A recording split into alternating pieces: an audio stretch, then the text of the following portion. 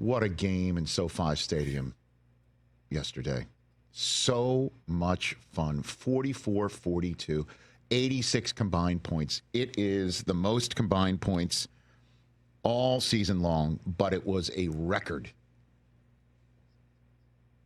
An all-time NFL record for most in any game in the history of the NFL in which the teams not only combined for that many points, but also a grand total of 0 turnovers. Oof. No turnovers. All it was Josh Allen coming at you and scoring 3 times in the air and on the ground.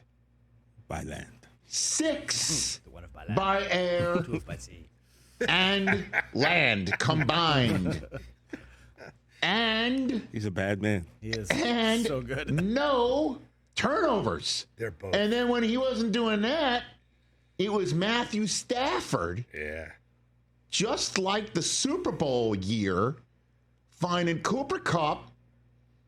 But unlike the Super Bowl year, there's Kyren Williams and there's Puka Nacua. Who may just be the best wide receiver in the National Football League. And that is me saying this a day after Justin Jefferson scored twice and set his own damn record for the fewest games to reach 7,000 receiving yards. And on a day that Jamar Chase will play on Monday Night Football.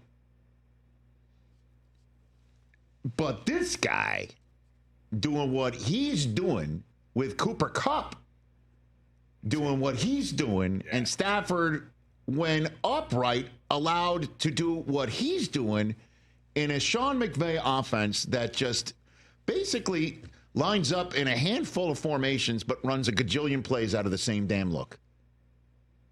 And, you know, when he's calling a timeout on the goal line because Nacua is not set up in a certain way, but the play was ran and the timeout blew up what looked like a jet sweep for Nacua to the right.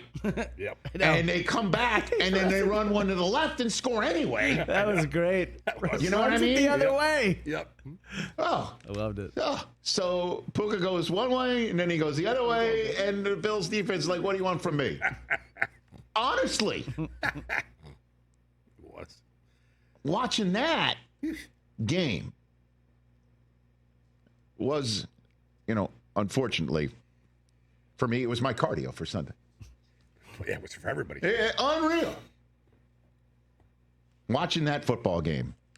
And, man, let's just spend a second on Josh Allen. I called him the Mandalorian quarterback years ago when the Mandalorian was the first hot thing, and Allen was showing an ability to wear people out, like rip your heart out and show it to you pumping, and unable to be gotten off the field when you need him off the field, and refusing to end a play, but doing something risky and potentially silly, but just his ability to just fly around and extend a play and beat you with his arm or his legs was becoming unicorn-like. And then this season happens.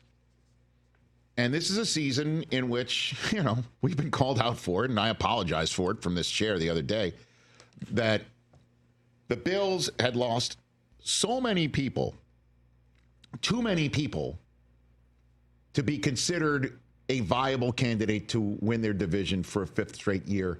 And finally, just merely having Josh Allen wouldn't be enough.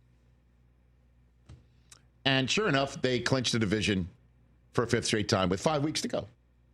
And he is coming into this week the front runner at quarterback for the MVP, because Saquon is doing remarkable things, including on the very field that we saw Allen have a record day yesterday. A record day yesterday. The first player in the history of the National Football League with 3 or more passing touchdowns or 3 or more rushing touchdowns in a regular season game. We've never seen that. He did it in a regular season game because Otto Graham did it in the 54 NFL championship game. Can you imagine that? If Josh Allen does what is fortunate enough to get to the Super Bowl and do that this year in the Super Bowl, I mean, the 54 NFL championship game, people might have been watching I Love Lucy instead. I don't know what was going on back then. But that set a new career high for him. 342 in the air, 82 on the ground, 3 touchdowns passing, 3 touchdowns rushing. My apologies. Pouring one out for those who went against him in fantasy in a do-or-die contest yesterday. Or if you had him, congratulations. Tu salud. 8th player all-time to be responsible for 6 or more touchdowns in a loss, though. That's the key. Yes, they did, in fact, lose the game. Because the defense couldn't stop the Rams. And is that cause for concern moving forward? Let's see what happens next week when they play, the Lions. We'll see what happens when they take on the Lions next week. That's a 1-2 punch of looking at it. Last time they took a 1-2 punch, they lost 2 in a row on the road at Baltimore, at Houston, wound up winning 7 in a row after that. So even if they lose next week at Detroit and people are all flipping out because they're going to have to go through Arrowhead, which I think this loss kind of sealed anyway because the Chiefs went ahead and won it, there's some get right for them. 2 against New England wrapped around a Jets team that yada, yada, yada. They're not going to win that game in Buffalo.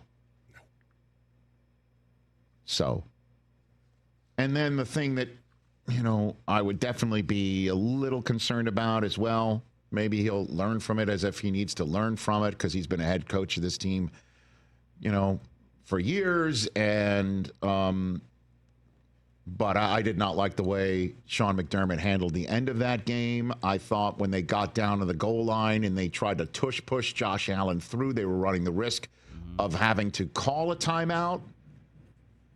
There was a minute plus to go. If they just had Josh Allen throw it in a couple of times, they would have been able to use all 3 timeouts to play defense and then have a short field for Josh Allen. And I know this is wrong to say. All you need is 13 seconds to get yourself in a game-winning field goal position, as Bills fans unfortunately know. I'm sorry. I guess I could have made my point without bringing that up. But the bottom line is this. I did not like the way that he made those decisions at the end of the game. And Tom Brady was on it, man. Yeah. I know for those who, might not have been watching, but Brady had a terrific game at the mic yesterday. He was on it basically saying the minute that he went for the tush push, he's like, you're now going to have to go onside to win this game. Yep. And that's what ended up happening. The Rams recovered the onside kick, and that was all she wrote. And the Bills lose a game in which Josh Allen did what he did. After the game, Josh Allen was asked about his effort in a loss. Does it feel strange to be able to throw for 3 TDs and run for 3 and you still can't get the W from the offensive standpoint? Got to make one more play than they do, however it may be. So again, there's a total team loss, 3 phases. We feel like we didn't play up to our standard. It starts with me. Yeah, I mean, the first team in the Super Bowl era to lose despite scoring 6 touchdowns and not turning the ball over. Yesterday's Buffalo Bills. Going into that game in SoFi, such teams in the Super Bowl era were 245-0. They are now 247-1. 6 also touchdowns and no turnovers in Week 14. The Rams were one of the teams to get the win. That's how crazy that game was. The other team to get the win to make it 257-1 were the Minnesota Vikings and Sam Darnold, who we'll be talking about later, as they vanquished Kirk Cousins in a deluge on Sunday. It's the first loss in Bills franchise history when they've scored 40 or more points. That's how wild it was on Sunday. Headline for the Bills, take a breath. It was a breathtaking performance from your quarterback. He is, I believe, based on, again, I still think Saquon can somehow come up with it. But Josh Allen is doing things we've never seen before, and he's doing it with less than he's had before.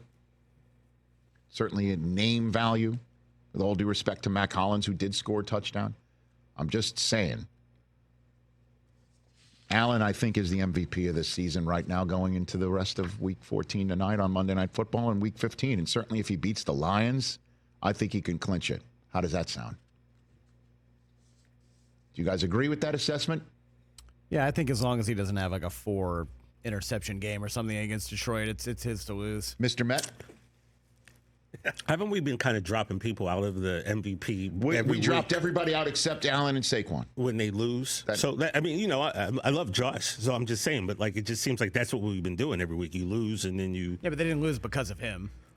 Granted, but there's never been a caveat that I can remember. We just like, oh, he lost, so. Well, he played that game yesterday and his odds got better. Really? So. I'm not surprised by that. I mean, he balled out. I'm just pointing that out, that's normally what's been going on all season. Well, I mean, 6 touchdowns, that's an MVP performance without question. So, and you just got to wonder if Sirianni's going to tell Kellen Moore, let's not push it a couple times. Let's get Saquon's stats padded and then deal with A.J. Brown afterwards. We'll talk about that later on. Catch the Rich Eisen Show every single day on the Roku Channel, 12 to 3 Eastern, for free.